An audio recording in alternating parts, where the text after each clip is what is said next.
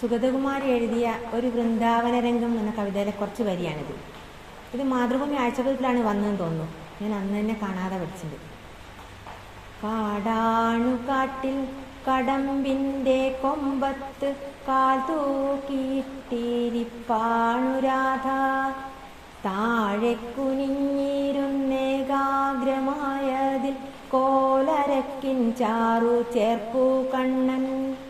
കോലും കുഴലും നിലത്തു വെച്ചും മയിൽ പീലി ചായും നെറ്റി വേർപ്പണിഞ്ഞും ചാരിയിരിക്കുമാരാധ തൻ താമര താരൊത്ത പാദം കരത്തിലേന്തി.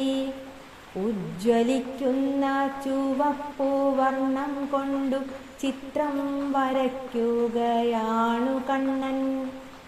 ആനന്ദബാഷ്പം നിറഞ്ഞ മിഴിയുമായി ഞാനതും നോക്കി മറഞ്ഞു നിൽക്കേ.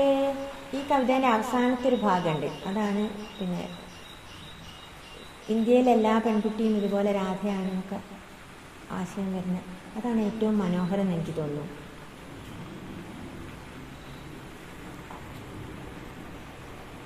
തീരെ ദരിദ്രമെന്നാട്ടിലെ ഏതോരു നാരിയും രാധികയല്ലിയുള്ളിൽ.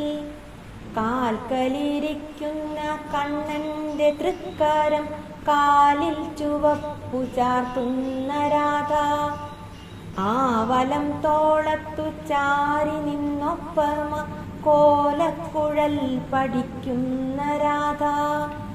ആ മയമാറ്റുമാ സൂര്യനെ പാവമം ഭൂമിയെപ്പോൽ വലം വെച്ച രാധ.